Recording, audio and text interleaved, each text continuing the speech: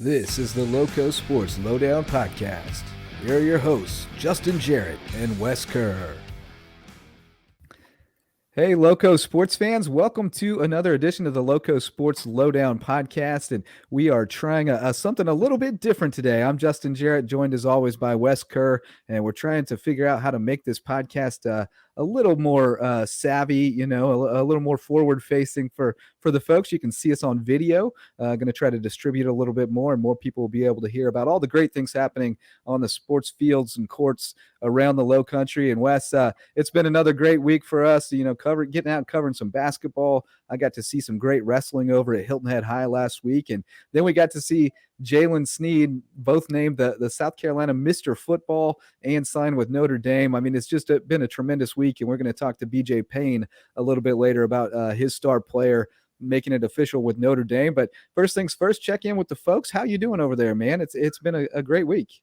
Absolutely. It's been a great month. So when we look at all that we've covered with the end of high school football, now going straight into basketball season, and now going into the holidays, just an awesome time of year to be a part of LowcoSports.com. We got basketball season in full swing, been able to make it out to a couple gyms. We just posted the latest Loco Hoops reports, and it's been a great start to hoop season with the Hilton Island High School take on Lucy Beckham, and I'll be out on Friday night to see the Seahawks and the Bobcats and the hoops version of the Bridge Bowl. And then next week, we got the Seahawk Holiday Classic, one of my favorite traditions of the entire year here in the Low Country. Going to see some spectacular hoops from some great teams across the Southeast.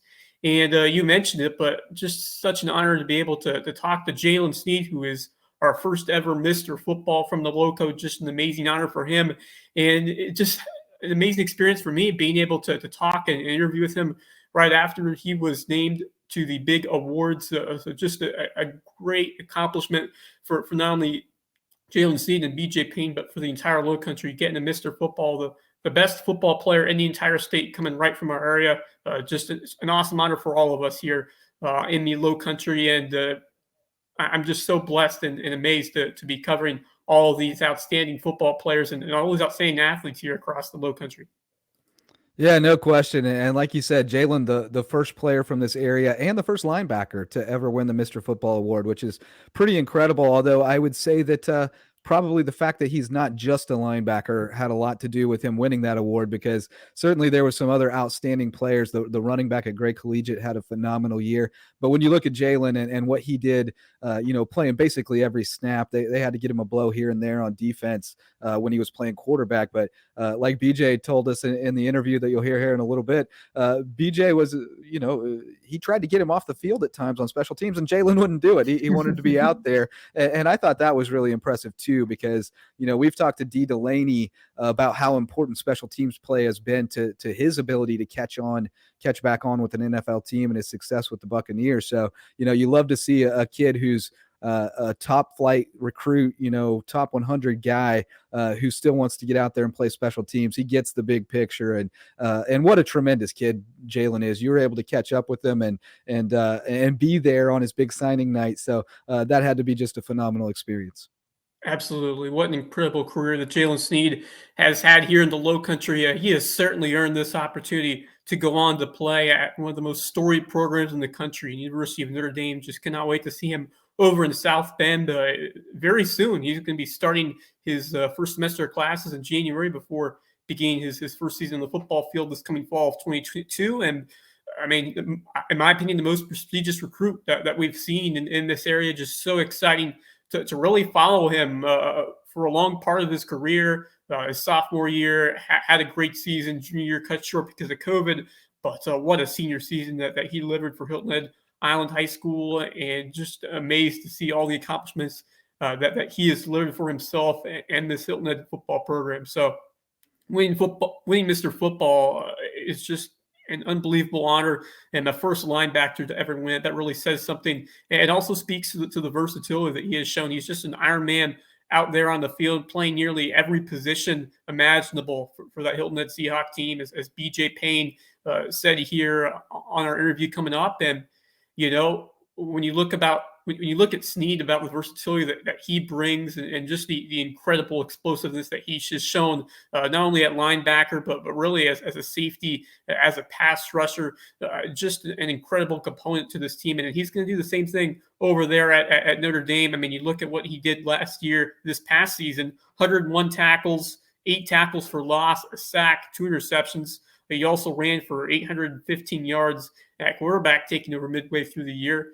And then he's going to just bring an unbelievable array of skill sets to that Notre Dame football program. Just a high motor player with elite physicality, elite quickness, and such a hard worker too. And we've seen that for many years now here at Hilton Island High, who should put in the effort from day one over there at this Notre Dame football program. So I cannot wait to see him make the trip over to Notre Dame to join the Fighting Irish. And we'll be able to see him as well in the Under Armour All-American game, which will be in Orlando January 2nd, right before he begins his Notre Dame football career. So awesome stuff here from Jalen Snead. And I got to speak to him in his big day Wednesday night at Hilton Island High as he signed to join Notre Dame. Here's my interview now on the LowcoSports Lowdown podcast. Looking back at freshman year, I never thought I'd be here today, but just the hard work and determination paying off, and me and Coach Payne just going toe-to-toe every day, helping each other out to be where we are today. Great feeling that I'm here today. Did you have a feeling maybe freshman year that you could be at this level? I mean, I know you came in and you made an impact early. Even before that, was there a time at junior high or 5th grade, 6th grade, you could say to yourself, I think I can really do this, and I think I got a little shot, or maybe 8th grade or something? When I was younger, I definitely did, because one of my coaches told me I would be special one day. And then Coach Payne, maybe 5th week of practice, he called me in for a meeting into his office and was like, freshman year, you're going to be special one day. And I just took that, believed it, put my head down and kept working hard until it actually came true. Tell me about your goals to the next level. Are you looking to eventually join a fellow Seahawk Crew Ford in the NFL? Yes, sir. I'm definitely, first dream is NFL, always. Second dream is just to get my degree and hopefully get a good job and be able to provide for my family. What's your major? I want to major in health science because I want to be a personal trainer. Just reflect on your time here at Hilton High School and the memories that you have made over here at Seahawk. The Seahawk family is just a great place to be. Great high school. I've learned a lot about decision making, how to respect each other. Just being a Seahawk has changed me forever, and I'll always be a Seahawk in my heart. I think it's going to be easy for you to make that a adjustment. That's a big step, especially going into a program like that. Mm-hmm. Did that ever cross your mind to say, hey, this is you know you can do this, but does it ever cross your mind to say, hey, this is a huge step I got to make, a huge a adjustment I have to do here? I know it's going to be a big adjustment, but I know I'm ready for it. I know, like, if I put my head down and work hard, I can get through anything, maybe even start freshman year. I saw you in some of those sweet jerseys and those golden helmets not too long ago. How awesome will it be to wear that for real in a couple months? It's going to be so crazy. Like, I just can't wait for the first game day atmosphere. Going to Ohio State, playing in the Buckeye Stadium is going to be crazy. All right, Wes. Well, fantastic to hear from Jalen on his big night, and you also got to chat with him a few minutes after he was named Mr. Football. So that was very cool, and thank you for being Johnny on the spot to be able to cover that for us, because what a phenomenal honor for a Low Country football player, and I think we were all feeling the pride on Saturday when that news came out. So a tremendous week for Jalen Snead, culmination of just a fantastic career, and what a pleasure he has been to cover. Just a tremendous young man, super respectful, appreciative, and has handled his business, with the utmost grace throughout this process. Absolutely. He's done it all in such an amazing professional manner, such a humble kid, and he has really deserved this opportunity. I was actually covering the Coastal Clash, the wrestling event, when I saw that Jalen Snead was named Mr. Football. So I interviewed him right there from his high school. So it was awesome to see that work out the way it did. And to cover just this incredible moment that we haven't seen at all. He's the first guy from the Loco to ever win this football. Of course, you got to give a lot of credit to Ahmad Green, who was nominated last year and really helped pave the way for the Loco to really be put on the map. And we saw that as well with Beaufort High and what they did get into the state finals this year. And it's just an incredible season. I mean, what a season here in the Loco for football. I mean, we saw Hilton Head Christian Academy, Thomas Hayward win state titles. Beaufort High get to the 4A state title game, lower state champs. And now what Jalen C did on top of a couple other brilliant performances from all across the area. I mean, just an unbelievable football season on all areas, and be able to have it to completion a full year after all the COVID struggles of 2020. Certainly had some issues early on, but just looking back, a phenomenal football season in every aspect here in the Loco. Yeah, no question about it. It was a tremendous season, and as BJ said in the interview we'll get to here shortly, he really feels like the quality of play and the depth of talent in this area has really risen in the past 10 years since he got to the Low Country, and certainly I would have to agree over the 16 that I've been here. That has definitely happened. So, well, without further ado, let's get into it. We've got our Loco sit down this week with BJ Payne, and let's play an excerpt of the interview right here on the Loco Sports Lowdown. Hey, Loco sports fans, joined now by Mr. BJ Payne, the head coach of the football team at Hilton Head High School, and of course the coach of Jalen Sneed, who has been the man of the hour, the man of the week after signing with Notre Dame and making it official on Wednesday. And BJ, I know you just have to be beaming with pride this week to finally seeing this thing through to the end. It's been a long process, and you started telling us a couple of years ago that Jalen was going to be the most recruited athlete in Hilton Head High history, and sure enough, here we are. He's a member of the Notre Dame Fighting Irish, and I know you have to be feeling pretty excited about it. Yeah, he's a tremendous player. he's a great student, great kid. Does everything the right way. He really hit another gear in the past year, and even now, with the way he's training right now to get ready to for the Under Armour All-American game and to report to Notre Dame. He starts classes January 10th. So, I think, Justin, I've said your name more times in the last month than I probably had my entire life, because I always tell people, I'm like, we have a reporter that, Jalen's freshman year after the season, his name's Justin Jarrett, and I remember telling Justin, this kid's going to be the biggest recruit of any sport that Beaufort County's ever had. And I remember that his freshman year. And like you said, it was a long process. I mean, truly it was a 4-year process. So I'm very excited for him, very excited for his mom, for the journey he's about to embark on. Take me back to his freshman year, what you told him when he came in and how impressed you were about how he has grown as a football player from that time to now being named Mr. Football and going on to Notre Dame. Well, he was a kid that, we watched growing up in our youth program and at the middle school. And he was just, I always tell people he was different. Like when he hit, it sounded different, when he was in the 5th grade, 6th grade, 4th grade. And it wasn't like he was that kid that was supposed to have a stripe on his helmet, and he looked like he was 17 and playing with 11-year-olds. He just, everything he did was so impactful, so physical. And, that carried on through middle school, and he was a free safety and quarterback. And he came in his freshman year for us and was, a free safety and a quarterback at JV. And then around week 4, week 5, we had an injury occur to one of our starters on defense. And it was a no-brainer move for us to take him and bring him up to varsity and move him positions. And, he never looked back. And, he played strong safety outside backer for us that year. And then obviously his sophomore year played the same position opposite of Cole DeMarzo. And then last year we did something unique with him and put him at defensive end, which ended up, and Jalen and I talk about this all the time, that was really the thing that he was a great player, but us making that transition with him made him a complete football player. It really taught him how to work with his hands, play with violent hands and use leverage. And then obviously this year we kind of played him everywhere because we kind of had to hide him as best we could so the teams couldn't scheme and run away from him, because we played a number of teams who would just line up, see where he's at on the field, and then just check opposite of him. Luckily for us, he was athletic enough to chase things down from behind.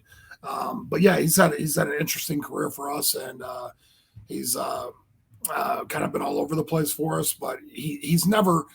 The one thing that I want to make sure that people know is, this kid played 5 different positions on defense. On offense, he was our regular quarterback, our wildcat quarterback. He played running back for us. Sophomore year, we put him at receiver. Never one time did he complain.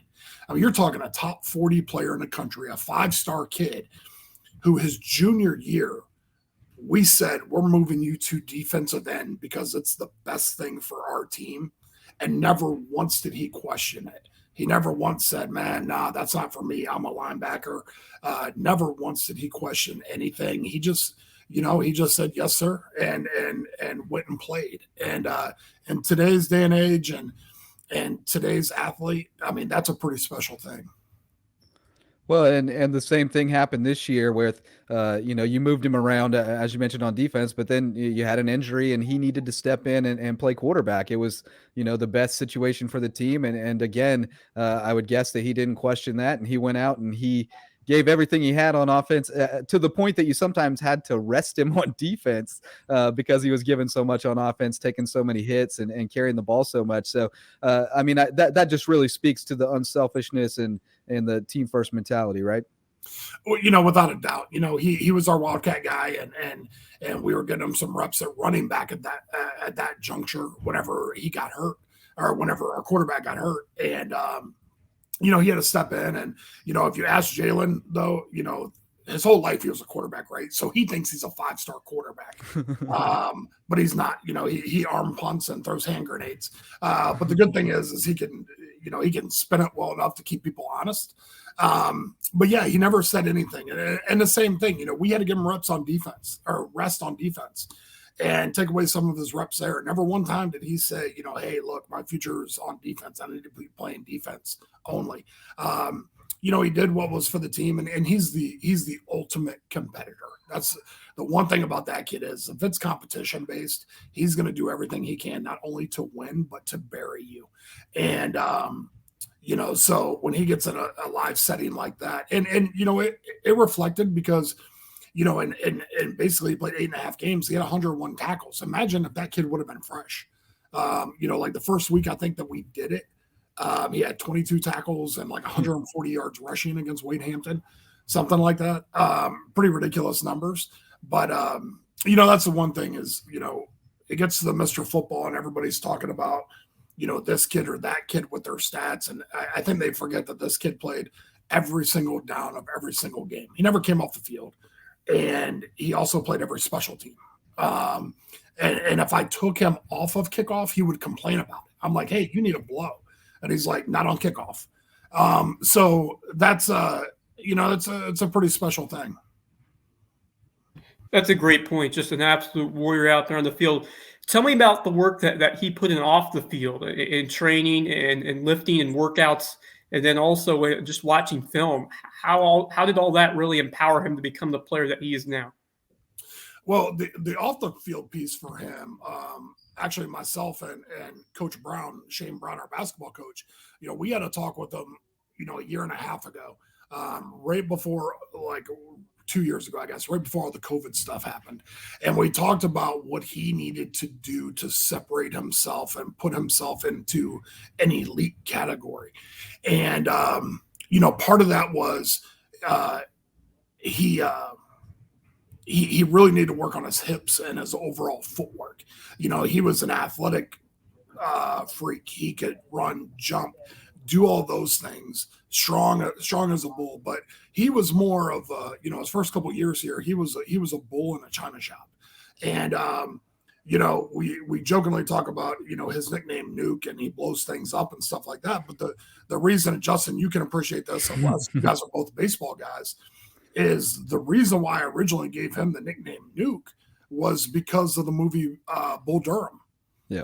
So, Nuke Lelouch, Eddie Lelouch in that movie, he's wild and all over the place. And then, but he's got so much talent. And when he figures it out, he comes up to the majors.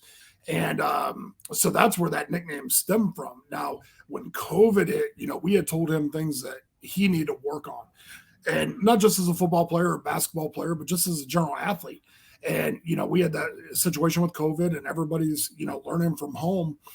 And, he ordered ladders, cones, everything he could to set up his own thing at home, and every day for 4 hours. He was training 3 times a day, just on footwork.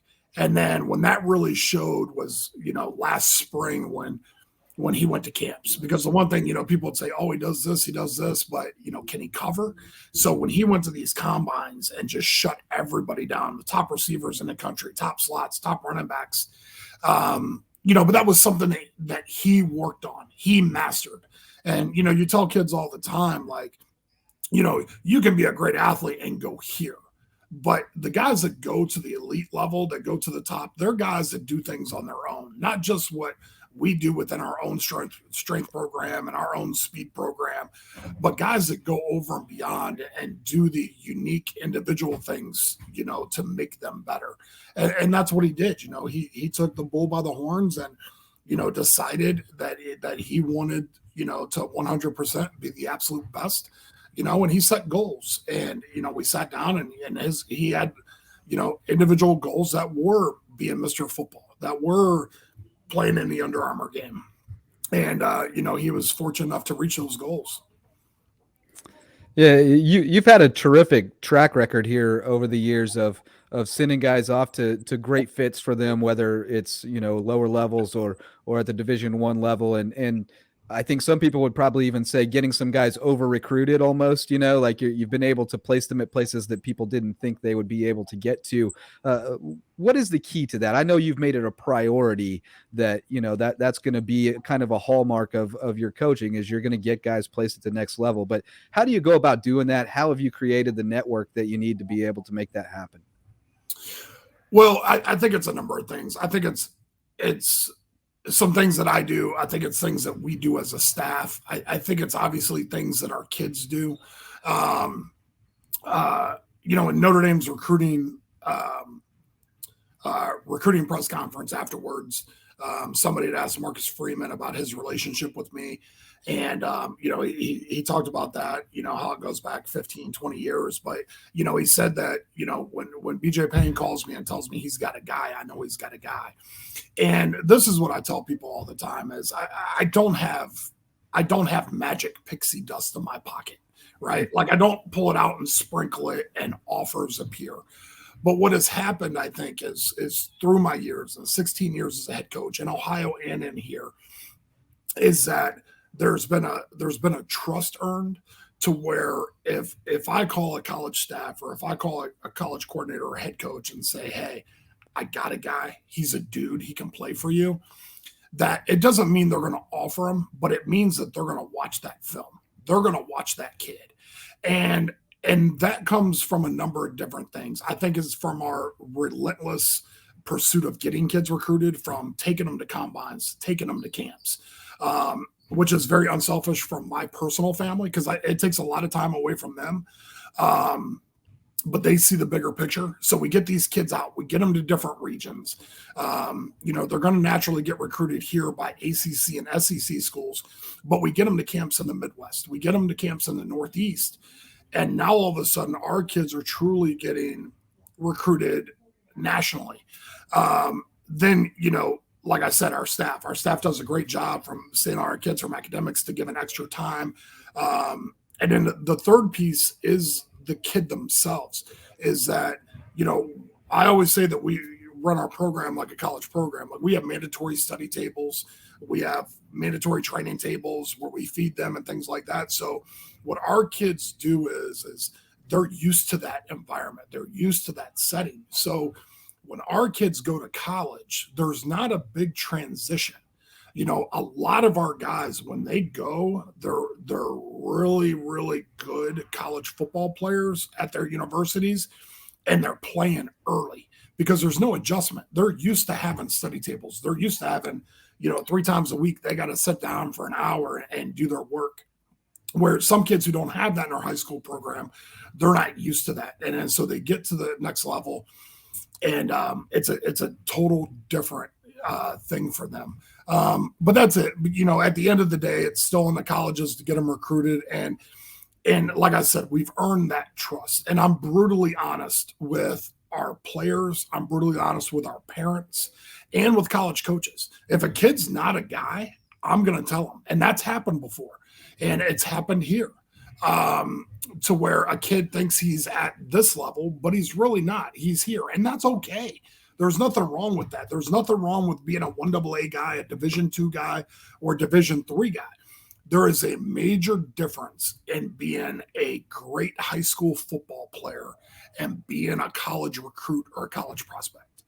And like I said, I think we've earned that respect from coaches, to where, if we call and say, hey, we got a guy, then they're going to take a look at our kid. And like I said, it doesn't mean they're going to offer him, but somebody's going to put eyes on that film, and that kid is going to get evaluated.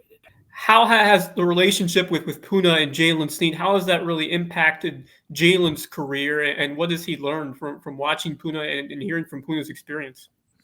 I think quite a bit. They've spoke a couple times. As we all know, Puna isn't the biggest talker in the world. But I reached out to Puna probably, Jalen's sophomore, junior year, and said, hey, this kid's going to be pretty special. If you can grab him whenever you get a chance and talk to him a little bit just about what he's going to go through. And, I know that they talked for about 15, 20 minutes last year at Soar Fest, which is a Soar Day, Puna's big event he put on. And they just talked one-on-one. I told them, I said, hey, I don't want to be a part of this. I just want you guys to talk. Like, Puna, tell him your experiences. Tell him what he's going to go through here. And so in a very quiet way, I think he's mentored him a little bit, but it hasn't been like a once a month thing, anything like that. But when they get the opportunity to talk, they talk about it. And I know Puna's extremely proud of him. Everything that comes out with Jalen, he retweets and puts back out there. And, Puna's extremely, extremely, extremely proud of where he comes from. And, everything you see him in pregame, he's always wearing stuff for South Carolina and for the state of South Carolina and for Beaufort County and 843 and Hilton Head. And any success that we get from this area, he's extremely proud of. So he's done a tremendous job with trying to help Jalen in the quiet way that Puna Ford operates. Yeah, he is definitely a man of few words still to this day, but we'll have to see we'll have to see if we got a big enough Loco Strong t-shirt for him to fit into. I'm not sure we have any that big, but talking about Jalen and moving him around this year, and I think that might have actually been beneficial to him, especially getting some time at safety, because it looks like Notre Dame likes him in that kind of hybrid linebacker safety role that is so important to their defense. Do you get the sense that that's what they're grooming him for? Yeah, he'll be an overhang type guy, whether he's at Rover or Will, an outside backer that can cover. And it was, a lot of times, we didn't use him as a true free safety. We might have lined him up at free safety, but we'd walk him down to 7 yards because we wanted to keep him in the box. But yeah, 100%, moving him around, really got him used to seeing a bunch of different things from coverage to blitzing. And that's what he is. He has turned his coverage game to an elite level as well. But with that being said, at the next level, he's going to be a, drop him in zone every now and then type guy, but he's a pin his ears back and let him go type guy. So I know that's what their plans are for him. They're planning on him coming in January 10th and then, having a great spring and being ready for next year. This isn't a, hey, you're walking into red shirt or we're hoping you're going to be ready in 2 or 3 years. They expect Jalen Sneed to be ready to play and play early and often. So he's got some things he's got to do. He's got to continue to, become a better football player. He's got to, learn everything within their defense. And he's got to put on a little bit of size, which is going to come so natural for that kid because, he just constantly burns it. And he's always done that. Like during basketball season, he's always lost 10 to 15 pounds. But, we weighed him the other day. He's about 208. I know by next season, they want him at 220, 225, which I see him putting on 15, 20 pounds probably within his first 6 to 8 weeks in Notre Dame. I think once he gets there, he gets on that eating schedule and that workout schedule. And you look at his frame, he's just naturally going to put it on. And, I think it's going to be a really good thing for him. But he knows that too. He knows that they're expecting him to come in and be electric and play early. So he's excited about that. Cannot wait to see him in South Bend. Tell me about his relationship with Marcus Freeman over the years. I know the two met freshman year when he was at Cincinnati. Tell me about the bond that they have developed and what you're looking forward to seeing him alongside Marcus Freeman over at Notre Dame. Just a great experience, how they bonded and now being able to play together over at an elite college football program. Yeah, so, his freshman year, right after the season, I had called Marcus and said, you got to check this kid out. And Marcus was like, where's he going to school? He thought he was a senior by watching his film. And then he, when he found out he was a freshman and he was like 14 years old, Marcus was just blown away. So, Marcus had offered him, and Marcus said, look, I'm going to offer this kid and build this relationship with this kid. And not so much that, because remember at the time that you're talking, Cincinnati wasn't a playoff team at this time, right? So this is 4 years ago.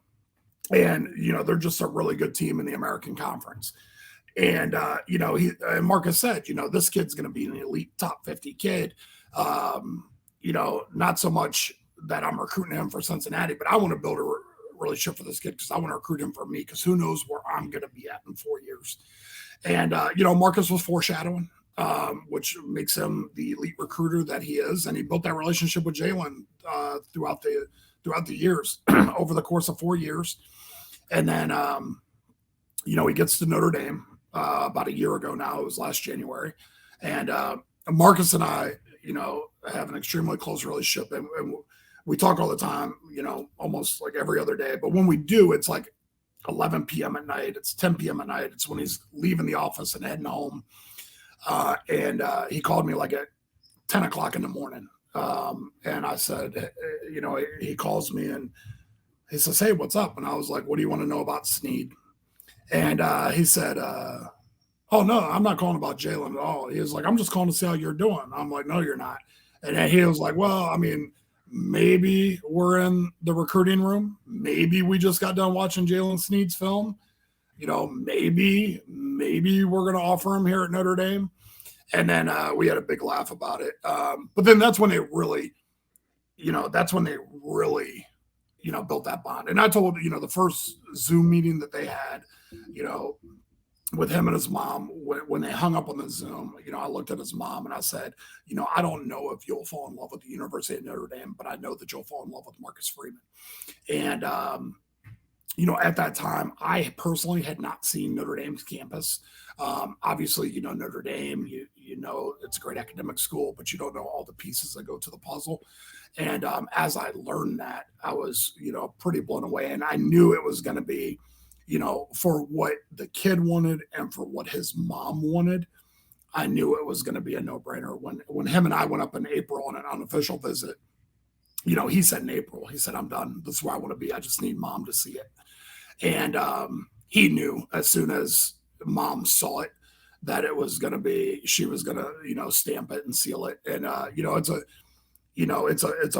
it's a perfect situation for him. It's football wise, academically, it's phenomenal. Socially, it's great. There's only like 9,000 students at Notre Dame. So it's a great situation all the way around for him. And I'm very excited that, it was the school and the staff that he fell in love with, and he's able to have the opportunity to go play for them. We appreciate everything you do for the local kids and appreciate your time today, sitting down with us and chatting a little bit. Thank you for having me. Thank you guys again for everything you guys have done. You guys have really done as much as the coaches, you guys have really taken the bull by the horns. And I truly mean that, Justin. It's not just, me saying that. Like you have put an emphasis on bringing attention to this area. And I think without a doubt it has done nothing but help our kids and help our program. So in case nobody has given you a thank you for that.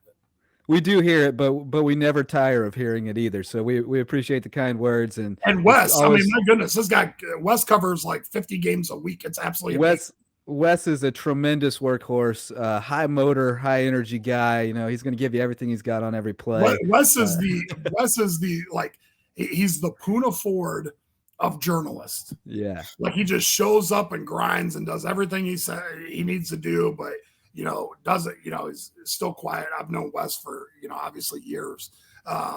But he's the Puna Ford of journalists. So I think you should put that like in your Twitter. I think you should put like in your bio, the Puna Ford of journalists. The Puna Ford of journalists. I love that. Thank you, Coach. You're welcome, buddy. Well, it was a great time. Thanks so much, BJ Payne. And we will be right back with more here on the LowcoSports Lowdown podcast.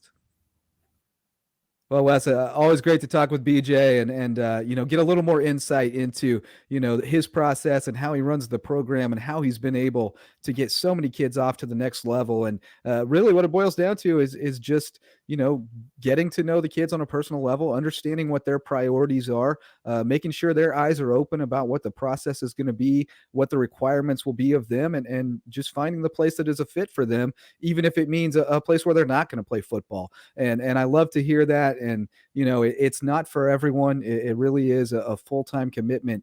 And, I love that he keeps kids' eyes open about what they're getting themselves into and helps them get into the best situation for them. And you see the rewards of that because so many of them are earning degrees and even advanced degrees and going on to great things. So love what Coach Payne's doing. The wins and losses are not always there, but he makes it a point that is not the priority with that program. And you see it with what the guys do after they graduate. It's so much bigger than just football. BJ Payne just doing amazing things over the last decade at Lowdown High School, molding these young men to become incredible workers, leaders, citizens, and it all starts from what they've been doing, putting in the work on the football field for a number of years, and just so proud, impressed of what BJ Payne has done, continues to do. Just been a magician over here these last few years, and connecting players with schools across the country and really building them on and off the field.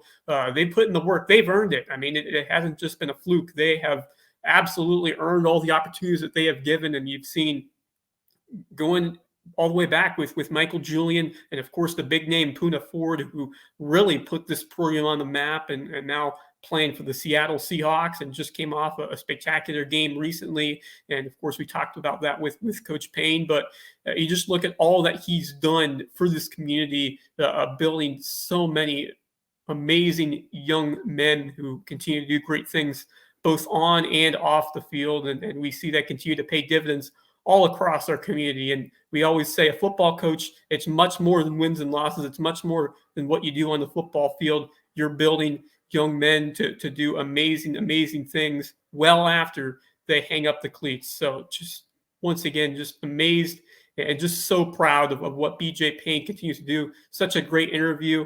Every time I interview him, he just produces some amazing content. And once again, he's just done some incredible work for this football program and for the sport here in the Low Country. Yeah, that WWE media training definitely comes in handy when we need to talk to him. So always love to chat with him. He's a great resource for us and a great resource for young football players in the Low Country. I mean, the things he does with his All-American football camp in the summer, as well as the little free clinics he's been doing for youth players this winter, just great stuff and trying to help the kids of the Low Country get on to bigger and better things. So we love to see that. Let's take a quick break and hear from our sponsors, and then we'll be right back with more sports news from around the Loco here on the LowcoSports Lowdown podcast. Hey, LowcoSports fans, we're all about keeping it local, and that goes for pizza night too. When you've got a craving for the best pie in town or the best kept secret, their amazing mac and cheese, keep it local with Local Pie. They have 2 locations, on the Promenade in Bluffton and on New Orleans Road on Hilton Head Island, where they serve up incredible wood-fired pizza featuring regional sourced ingredients, and their mac and cheese is the best kept secret in town. And they're committed to giving back to the community and protecting the environment. So when it's time for takeout, keep it local with Local Pie, the official pizza sponsor of LowcoSports. Hey LowcoSports fans, does your business or organization need a new website or need help drawing more visitors to an existing site? Dds Web Design can make it happen. From simple HTML pages to get businesses online to complex site designs with maximum functionality, DDS has services suited to every budget. And they love working with small businesses and entrepreneurs. They also build year-round maintenance into every package, so your website is always up to date. Check them out at ddswebdesign.com or call 843-931-8668 and tell them Loco sent you. Hey, Loco Sports fans, are you looking to promote your business or organization? You can do it right here with the sponsorship of the Loco Sports Lowdown podcast, the Loco Hoops Report, or the Loco Pigskin podcast. Rates start at a very affordable $50 a week to advertise your event, organization, or business and reach a loyal local audience that supports grassroots local sports journalism. Send us an email at locosports@gmail.com today to get started. Go Loco. All right, Wes, thanks so much to our sponsors for supporting this show and everything we do here at Loco Sports, producing grassroots local sports journalism that celebrates our teams and athletes here. And just a reminder that you can support it financially at patreon.com, patreon.com/LocoSports with a monthly pledge. We'll give you some free Loco swag and you'll help us keep this thing going and growing over the years. And we have a lot of things to report on. That's why Loco Sports is so important. We have a long list of folks from the Loco doing big things on the field or the court. And let's start with a little more football, Wes. We've got 9 former Loco stars who are set to appear in bowl games, or their teams are. A few of these guys are freshmen who are redshirting, so they're not likely to get on the field, but you might catch a glimpse of them on the sideline, and definitely they'll be getting an experience that's going to help them going forward as their teams try to get back on this stage. But, we know the big names. We know Cole DeMarzo at Michigan State. We know some of these guys that we've talked about throughout the season, Niles Pinckney at Minnesota, but some other guys who are kind of lingering lower on the depth chart are going to be going into bowl games this week. And let's take a look at some of them, starting with the SC State guys playing in the Celebration Bowl against Neon Dion and Jackson State on Saturday. We got a couple of guys over there, Ian Shark from Colleton County and Rakim White from Bluffton. Yeah, just first of all, awesome to have several former Loco standouts heading the bowl games in these next coming weeks. And it's such an honor and a privilege to play in one of those, an experience that you'll remember for the rest of your life. And it gets going this weekend. As you mentioned, a pair of South Carolina State Bulldogs, Rakim White, former wide receiver at Bluffton, and then Ian Shark, a freshman offensive lineman from Colleton County, and the Bulldogs, the Mid-Eastern Athletic Conference champions. And they will take on Jacksonville State in the Celebration Bowl, the national championship for historically black colleges and universities. And that's a phenomenal honor to be selected to play in this game. Has some rich history, and just so excited to see both of these now South Carolina State standouts play in this big-time bowl game. Yeah, and Ian has only been in one game this season, so I would kind of doubt that he would get into the game unless maybe it gets a little out of hand late. But Rakim's played in 4 games. He had an injury early in the season. He had that 85-yard kick return in the opener that set up a touchdown, and it looked like he was going to get off to a great start. And then he got hurt and missed a few games, and has kind of been in and out of the lineup. But has 3 catches this year for 58 yards, as well as the big kick return. And I think he's going to be a factor there. And the Bulldogs have been on a few other local guys too. I've seen they have offers out to Garvin Douglas, among others. So we may be getting a few more guys from the Loco up there at SC State. And then the same day, a little later in the afternoon on Saturday, we'll have Theron Cannon and UAB taking on BYU in the Radiance Technologies Independence Bowl. I covered one of those back in the day when Mizzou took on Arkansas. So Theron Cannon, again, a guy who's not likely to see playing time in this game. He's redshirting this year, but he's a guy that they really like going forward next year. They just wanted to put some more bulk on him and get him ready to play offensive line at the college level. And they really love him. They think he's going to be a factor starting next year. And what a tremendous player he is as well, and was it at the high school level. And I think he's going to be a good one at UAB.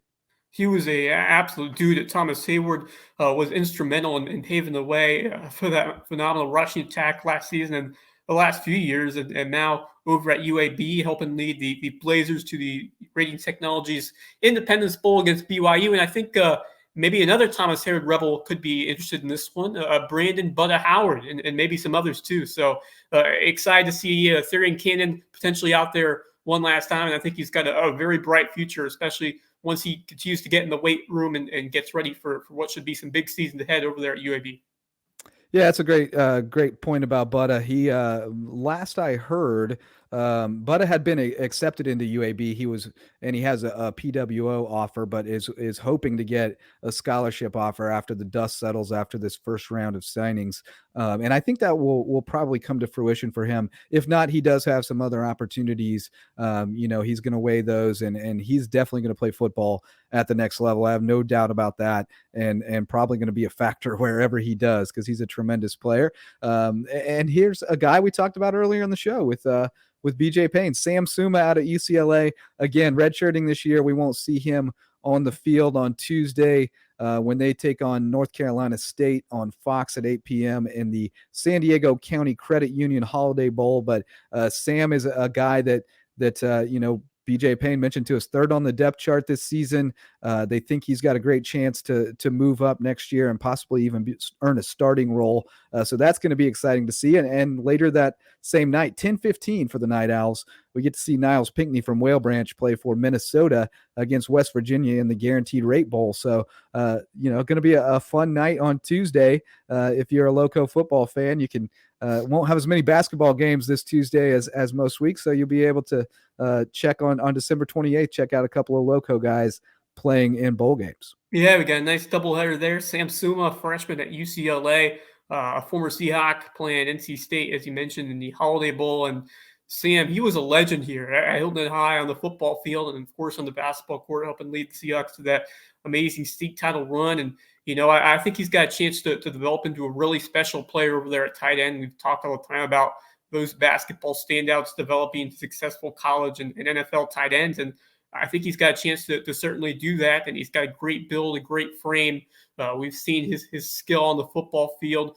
He was mostly a quarterback, but we've seen that power and the athleticism, grabbing those rebounds, finishing in the paint on the basketball court as well, certainly translates to his position at the football field, and expecting big things from Sam Suma in the coming years. And then Niles Pinckney of Minnesota, talk about a guy who's had some experience in big-time bowl games, the former Clemson Tiger taking on West Virginia in the Guaranteed Rate Bowl, and Pinckney has really become a big-time leader of this Golden Gopher program, and made such an impact on the defensive line, and he brings some huge veteran experience and leadership. They were very competitive in the Big Ten this year, and now looking to close out the season with a bowl game win. So excited to see Niles Pinckney suit up again for the Golden Gophers. Great to see him back in action, and I miss him at Clemson. I'm a big Clemson fan, of course, but great to see Niles Pinckney continuing his college career at a big-time school. Yeah, no question. And I, he's a guy who's got some NFL aspirations and will probably get some opportunities, if not drafted. I think he's going to get to work out for some teams because, big interior defensive linemen like that don't come along all that often. So I think he's going to get some chances. And then a day later on the 29th of December, the Cheez-It Bowl will pit Clemson versus Iowa State. 5:45 on ESPN, and former Bluffton High School star Jabril Robinson, a grad transfer at Clemson after playing his college ball at the Division II level up in North Carolina. So great for him to get this opportunity to put on the orange for a bowl game. Yeah, I cannot wait for this one. Jabril Robinson, I think he said that he woke up feeling the cheesiest, and he will be heading down to Orlando with the Tigers as they look to cap off kind of what was a semi-disappointing year for Clemson. Of course, the first year in a while they haven't been in the college football playoff, but still a chance for a 10-win season. If they can win this one, a matchup against Iowa State should be a very evenly matched game between the Tigers and the Cyclones. First ever game between those two teams, I believe. And while we're at it, congratulations to the Clemson Tiger men's soccer team on their national championship. What a phenomenal run for Mike Noonan in that group. And, after falling in that harsh penalty shootout last spring against Marshall, they go all the way and knock off Washington 2-0. And, James Brighton, even though he didn't play this year, and he had a big impact on this Clemson Tiger team for what he did in the past and the foundation he laid for this program. So got to give a lot of credit to how James Brighton, a former Loco star, shaped this national championship Clemson team. No question. Great call there. A little shout out to James, doing big things on the soccer field. And then wrapping up our Loco Bowl games on Thursday, December 30th, we have a triple header, Wes. 11:30 a.m. on ESPN, we got the Dukes Mayo Bowl, Dukes, Never Hellmans, North Carolina versus South Carolina, and former Hilton Head Christian Academy standout James Bartholomew started out at Illinois. He is now a Gamecock, so he'll be in that one. And then at 3 o'clock, you've got Gaston Moore and Tennessee taking on Purdue in the Trans Perfect Music City Bowl. Gaston, number 3 on the depth chart at quarterback, did get in a game this year, so not out of the question that we might see him. And then a 7 o'clock nightcap, the Chick-fil-A Peach Bowl with Michigan State and Cole DeMarzo taking on Pittsburgh at 7 o'clock on ESPN. So you can tune into ESPN all day on Thursday, December 30th, and see 3 Loco guys representing their teams in a bowl game, which is a very cool thing, and that'll wrap up our Loco Bowl schedule. So I'm looking forward to that this year, Wes, and thanks for helping me research that and find all those kids from the Loco who are getting that opportunity this season. Yeah, just awesome to see so many shining in the spotlight here over bowl season. And James Bartholomew over at South Carolina, great to see him playing for the Gamecocks in the Duke's Mayo Bowl against the UNC Tar Heels. Should be a great matchup, and really happy to see him continuing his football career at the highest college level. And Gaston Moore, formerly at UCF, now at Tennessee, and he is working his way up on the depth chart. You mentioned number 3 now, really has put in the work to get to this point, and he completed both of his pass attempts this year and going to the Music City Bowl up against Purdue. And I think he has the opportunity to make a big impact going forward. You never know what can happen. If you're the third string guy, your moment could come, and it could happen for Gaston Moore. And then Cole DeMarzo of Michigan State. We've talked a lot about him over the past few years, had an exceptional career at Hilton Head High. Now he's at Michigan State and did not see much time in 2021, but still lots of eligibility left. And his Spartans headed to a New Year's Six game, the Chick-fil-A Peach Bowl in Atlanta against the ACC champion Kenny Pickett and the Pittsburgh Panthers. And Pickett still deciding whether or not he'll play in this game as he eyes the NFL draft, where could be, one of the first quarterbacks off the board. So excited for all of these Loco standouts as they conclude their college football seasons with a bowl game. Just an amazing honor. That's what we work for all year long, and be able to compete in this kind of game is just an absolute honor and a great experience. So congratulations to all 9 of these Loco standouts. We wish them the best of luck. No question. We look forward to seeing all those games and seeing those guys to continue to progress in their careers, and hopefully they'll get back there next year and have an opportunity to get a little more playing time for those guys who still have eligibility left. All right, Wes, well, let's shift gears a little bit and talk some baseball, because Nate Hoyt over at Bluffton finally made it official and signed his letter of intent to play baseball at East Tennessee State. And I think we talked about this back during the previous signing period, because they had a little ceremony for him. But Hoyt, he's a guy who he didn't pitch a lot for Bluffton, but the Bucks actually like him as a pitcher. They signed him as a pitcher. I think that's probably good for him, because we were a little concerned about his bat and how it would play at that level. Has tremendous speed and a really good defensive outfielder. So, he could maybe even carve out a little role for himself as a late inning defensive replacement pinch runner type guy when he's not on the hill. But he does have a big, strong arm and a big frame. So it's going to be interesting to see how he develops as a pitcher at the next level. I think he's got a lot of versatile skill sets. You mentioned him being signed as a pitcher, and he's also been a terrific outfielder who I think should make a big difference at the next level in many capacities. He's got great speed, a very strong arm. You mentioned the possibility of him coming in as a defensive replacement. He's got some outstanding abilities over there in the outfield, and I would love to see him, really improve his overall production. And you mentioned him signing as a pitcher, but he also, I think, has the capabilities of producing at the plate as well if he goes in that direction. He had a tough stretch with his hitting over the season, but it was a small sample size, and I think he really has it in him to find a way to put in some production at the plate as well if he goes that route. But certainly he's shown that he can put together a strong effort on the mound as well. So looking forward to seeing how he develops. I think he can go in several different avenues as a college baseball player, and as you mentioned, bring some terrific speed to the Bucks. Could see him as a pinch runner, utility guy. I think it's a great fit for him.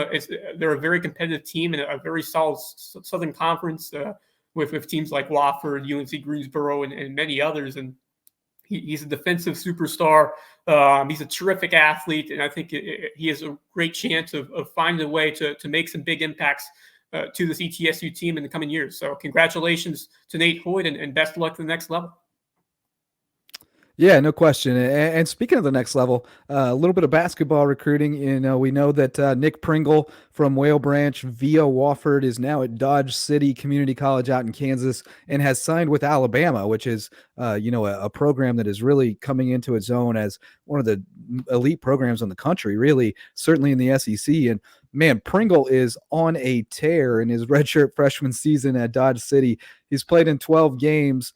He is averaging 20.9 points, 9 rebounds, and 2.1 blocks per game. So Pringle, a guy that, obviously was a dominant player in high school, got to Wofford and for whatever reason, it wasn't a great fit for him. He wasn't getting the opportunities he wanted. And as I always say, he bet on himself, went to Dodge City to play for a year and see what would happen. And this guy, if you haven't seen highlights of him, he is just phenomenal, electric, powerful, throwing it down with authority, which we knew he could throw it down in high school, but it is on another level now. He has gotten big and strong, and I cannot wait to see this guy compete at the SEC level and see how far, he can help this Alabama team go in the next few years. Man, I'm so excited. Nate Oates is doing some phenomenal things over there at Alabama. He is building a championship caliber program, and I cannot wait to see Nick Pringle join those ranks next year. But he's getting some work done right now at Dodge City Community College. What a great start to his season. Just put up 19 rebounds in one game against Hutchinson Community College on Saturday. A monster performance from Pringle that we have come to expect. Just phenomenal athleticism, electric player. He can throw down some dunks. He's become a freak on the boards, averaging over 10 rebounds a game. I just love his quickness. I love his intensity, his vertical abilities. He's become such a versatile player, outstanding defender as well. And he's averaging nearly 3 blocks a game over his past 3 games. And you mentioned what he's been doing all around defensively for this Dodge City team and just continues to elevate his game to the next level. And I think he's got a ton of upside at Alabama, can really make himself known as a role player there and even look to elevate himself further into the professional ranks after his time in Bama is done. And what an opportunity to join maybe one of the most up-and-coming programs in the entire country with Nate Oates, a spectacular run in the NCAA tournament last year, a chance to do it again this coming year. And I think there's going to be some strong talent coming up the ranks, and that will be returning to help push this Alabama team to even bigger heights and maybe make a title run. So really excited to see Nick Pringle with an opportunity to really shine on the biggest stage in college basketball. And, a great chance this year, I think, to really hone his game because he didn't get much time at Wofford. This really gives him a chance to challenge himself against some solid competition at the college level, the junior college level, going into his time at Alabama. I think he's already ready for that next level, but a chance to really elevate his play this year. So I'm just so proud of what Nick Pringle has done over these past few years. I remember covering him in that state title run that he put together at Whale Branch, Jim Raymond, and that crew led by Nick Pringle. Just some unbelievable memories there, and a lot more great ones to come as he continues to climb the ranks of the college level. And he's got some big aspirations ahead of him, and I think he's got a great chance to make those happen. Yeah, I absolutely agree with you. I've never doubted that guy was going to do big things. You just saw it, the work ethic in high school, the compassion, he's just the total package. He's an intelligent young man, who has a really good grasp on where he wants to go in life and, and wants to give back to his community, which he already does through his summer camp that he does. And, he's just an easy guy to root for. He's a really easy guy to root for, does everything the right way. And yeah, Trey's for Trey, honoring his late brother, and, just a tremendous representative of the Loco, and we can't wait to see him at the next level at Alabama, showing out on our TV, a couple times a week. Going to be great stuff.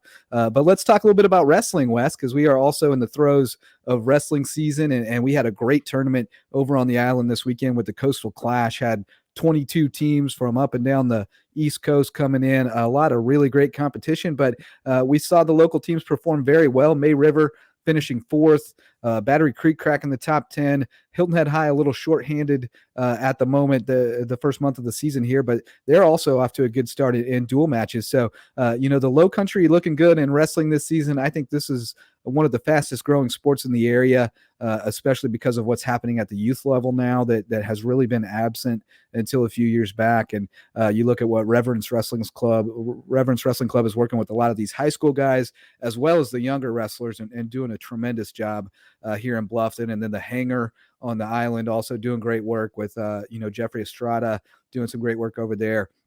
Zayo has not wrestled yet this year, so we look forward to seeing her when she gets out on the mat. But we did have one local champ at the Coastal Clash. Santiago Rueda, a former Seahawk, now at May River, won his weight class. Very impressive to do so in this particular tournament. We had quite a few runners up, and I was really impressed with Battery Creek and the showing that they put on.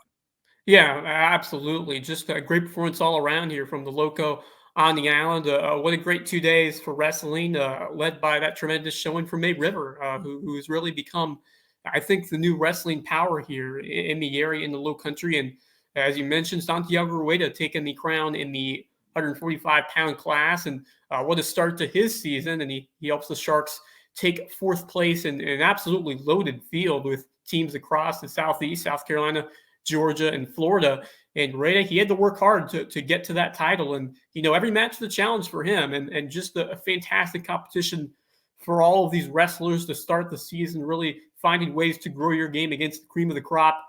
And Rueda, he rose the challenge, and he didn't pick up a pin, but he came up with 3 wins by decision, a major decision as well to pull it out. And his teammate, Isaiah Weissong, he took second after a head-to-head win against Drew Vi of Hilton Head. So a great battle between those two. And I think we could see some more duels between those two wrestling phenoms over the year. And, the Sharks and Seahawks as a whole, that's going to be a great rivalry between those two fantastic squads, and many others impressing over the weekend, including, as you mentioned, Battery Creek, Riley DeRay, and then Colton Ferries from Buford as well, coming off that state title run on the football field. And outstanding job by both. They both earned runner-up finishes.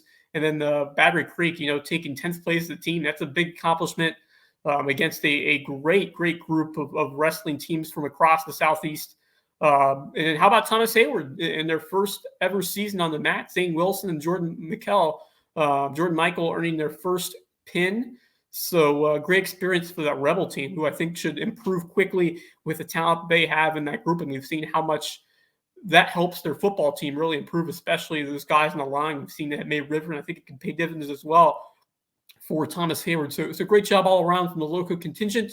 Gabe Juarez and EJ Seaman with a third place finish for May River, along with Sam DeGroat for Battery Creek. Elmer Linares came in fourth alongside Miguel Cavallero from May River, Drew Vi for Hilton Head, and Peter Adam Bernovich. And then Israel Salmarin leads Bluffton with a fifth place result. So what a great weekend here at the Coastal Clash to kick off this wrestling season. Should be a great one here in the Loco. And, I think it's looking like Hilton Head, May River. I think they're destined for some great matchups this year. You certainly can't count out what Buford and Bluffton have been doing. Neil Notre especially doing a really good job growing that Bobcat program. And then Battery Creek, I really think they can make some noise in 3A. And then John Paul II off to a great start as well in Skeeza. So should be a great wrestling season. And we send our big thanks to Revenants Wrestling for all that they're doing to help out with our coverage this year. Yeah, no question. They've offered some great support because they believe in helping to grow the sport here in the Low Country, just like we do. We want to grow every sport in the Low Country. We want more kids playing sports, getting the life lessons that come out of it, developing them as total people. And then, like we talked about with BJ Payne, getting an opportunity for free or severely discounted education cannot be overlooked, especially when we talk about student loans and all those things, man. If you can get a scholarship to go play sports in college, it is a tremendous opportunity. And we love to see the people here in the community who are banded together to make that easier for our kids here in the Loco. So great stuff on the wrestling mat. We're looking forward to covering these teams all season long. They are off to a tremendous start, and we might even hear about one of them here in our Teams of the Week. Wes, the last thing to do before we wrap up the show, pick our Teams of the Week, and you get the first crack. Who are you going to go with this week? Yeah, I could have gone with several different wrestling squads from across the area, but I'm going to the basketball court, and I'm going to pick the Colleton County girls. What a heck of a stretch for that team. They've won 8 of 9 games. The only loss being to May River, but they have beaten some quality teams, including Burke. They beat Woodland twice, and they just beat Hanahan. And man, just so impressed with what they're doing so far to start the season. Shandy Brown has been excellent. She's scoring 15 points a game. She's also been a fantastic defender, 3.5 steals, absolutely breaking out in her sophomore year. Excited to see how she continues to develop. Michaela Chisholm, a terrific guard play from her. Bethany Monroe, a solid senior leader of this group, and she's actually the lone senior. So the future is certainly bright here for Colleton County girls basketball, and the boys basketball team playing some great ball as well. So great start for both of those hoop squads over there in Colleton. And a big one on Friday against Lucy Beckham. That's a winnable game for them. Been a great start, but you want to avoid going 0-2 in the region. And I think if they can limit the outside shot and rebound well, I think they got a strong shot to pull that one out and get on the board in region play. But a great start, really impressive so far for Colleton County girls hoops. Yeah, they're very quick and athletic. I did get to see them a little bit against May River, and they got out of sorts in the second half. And the Sharks definitely get some credit for that. What they were doing defensively kind of had Colleton scrambling, but it was great to see them bounce back the next night and knock off Hanahan pretty easily because that is a very talented team. And if you think back to softball season, I mean, they were one. Right. Pulled foot at first base away from going to the state championship series. And a lot of the same girls are on this basketball team.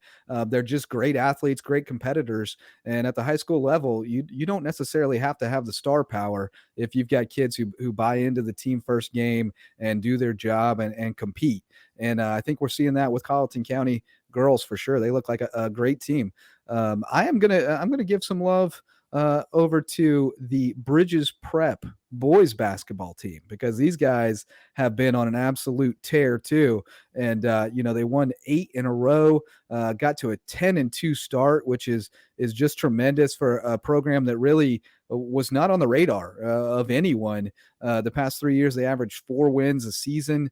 Not really what you're looking for in a team to catch your attention, but they have caught it this year. They've got some tremendous players over there. Damian B, the senior point guard, has been terrific. He's flirting with a triple double almost every night. I don't think he's had any, but he's been 7, 8, 9 in multiple categories, night in and night out. His brother Desmond Locke has been tremendous too. They're kind of interchangeable guys, which is nice.